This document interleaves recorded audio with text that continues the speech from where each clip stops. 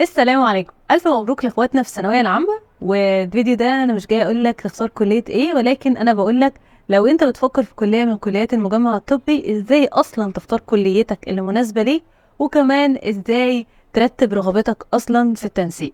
انا جهاد ابراهيم، خريجه صيدله كلينيكال جامعه اسكندريه، وجايه النهارده اساعدك ازاي تختار كليتك.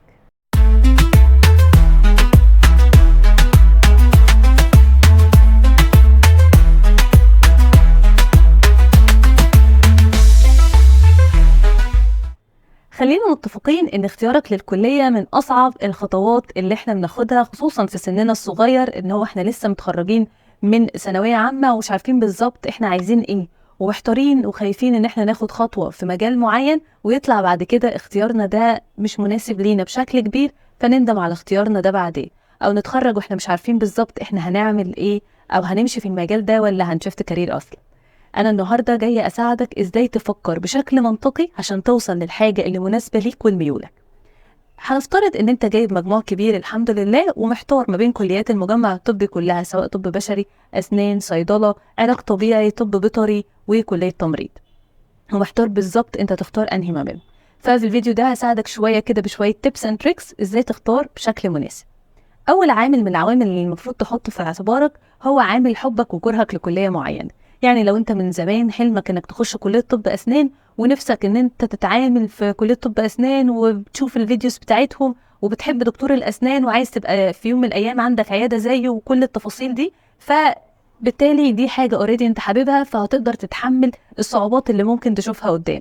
وحقيقي طلبة كليات المجمع الطبي كلهم بيعانوا من صعوبات كتير، سواء بقى في كثرة المناهج بشكل كبير، ومدى التضخم بتاع المناهج والتفاصيل الكتير اللي بتكون موجودة فيها، كمان مدى قصر الترم، انت بتمتحن في كمية كبيرة جدا بس في وقت قليل، وانه في امتحانات بشكل دوري ومستمر، فبالتالي انت دايما بتحس ان انت مضغوط، ودايما بتحس ان انت مش لاحق انك تخلص. كمان مدة السكاشن العملية بتكون مدة طويلة جدا، فانت بتحس ان انت مرهق دايما ومش لاحق تخلص حاجة.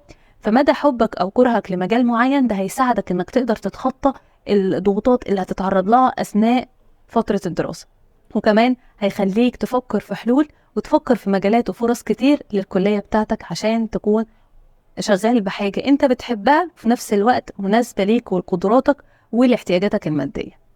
يبقى أول حاجة، أول عامل من العوامل المهمة جدا هو مدى حبك وكرهك لكلية معينة. تاني حاجة، اللي انت محتاج ايه أصلا من الكلية قدام. يعني انت مثلا لو انت شايف ان الدراسة دي مرحلة من المراحل اللي انت عايزها تفتح لك فرصة من فرص السفر، انت بتفكر مثلا انك تسافر أمريكا أو إنجلترا أو حتى دولة من الدول العربية، فبالتالي هيكون في بعض كليات المجمع الطبي بتفتح لك فرص السفر بشكل أسهل وأسرع، زي مثلا كلية الطب البشري أو كلية التمريض، لأن دول بيبقوا دايما في شورتج، يعني في نقص في عددهم بره، فبيكونوا محتاجين ناس كتير إنها تروح، دكاترة كتير وتمريض كتير إن هم يروحوا يشتغلوا بره. هم بيحتاجوا بعض المعادلات، ولكن الطريق بيكون أقصر من أي كلية من الكليات التانية، لأن كمان الفرص بتكون أكتر، وبالتالي سهولة السفر هتبقى أحسن بكتير. فلو انت اوريدي بتفكر في السفر فممكن تفكر في الكليتين دول بشكل أحسن.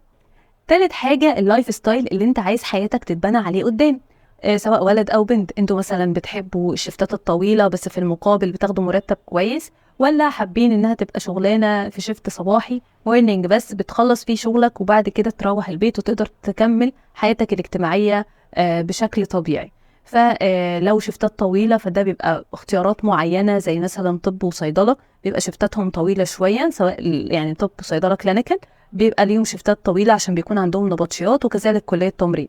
أما لو أنت عايز حياة مستقرة فممكن تفكر في بعض التخصصات من التخصصات بتاعة الطب، وكمان كلية طب أسنان، علاج طبيعي، طب بيطري، دي بتبقى تخصصات بيبقى ليها عيادات، فبالتالي بيكون ليها عدد ساعات معين أنت اللي بتحدده وأنت اللي بتختاره، فبالتالي ده هيكون كلايف ستايل قدام أحسن. كمان لو أنت بتفكر مثلا إنك تفتح صيدلية أو مشروعك الخاص، فكلية صيدلة هتكون مناسبة ليك بشكل كبير. العامل اللي بعد كده هو عامل الوظيفة اللي انت مختارها، مدى الاستقرار بتاعها ايه. يعني انت دلوقتي مثلا كنت بتفكر انك لما تتخرج انت هتستقر بشكل معين وهتشتغل هنا ومش محتاج انك تسافر، فانت دلوقتي كان بالنسبة لك اوبشن التكليف ده سواء للولاد او البنات كان اوبشن كويس جدا، ولكن مؤخرا طلع قرار بان هو تم ايقاف فكرة التكليف، وانه هيتم التكليف بتاع الكليات المجمع الطبي حسب الاحتياجات فقط. فهل ده معناه انه مفيش اي كليه من كليات المجمع الطبي هيكون ليها تكليف؟ لا، هم قالوا حسب الاحتياجات.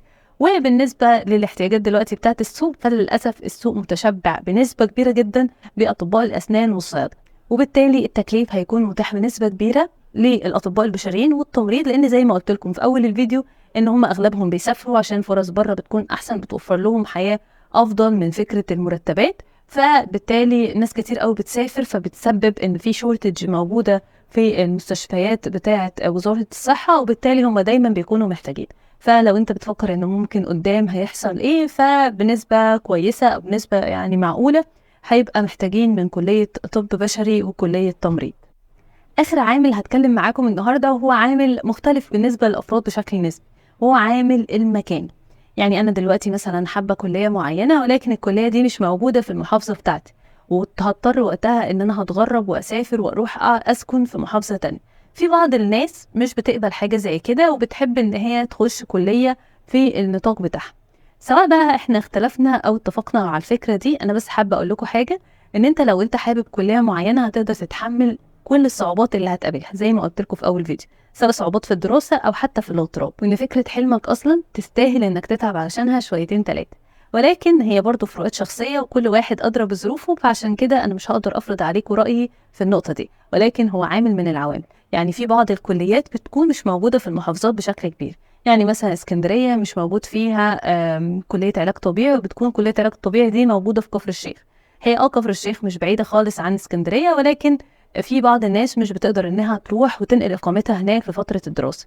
ولكن لو حد حابب ياخد الخطوه دي فما تقلقوش، اوريدي بيكون في مدينه جامعيه تقدروا تقعدوا فيها والسكن فيها بيكون كويس، او تشوفوا سكن قريب للكليه. هي الفكره كلها فروقات شخصيه، وكل واحد يشوف الحاجه الانسب ليها.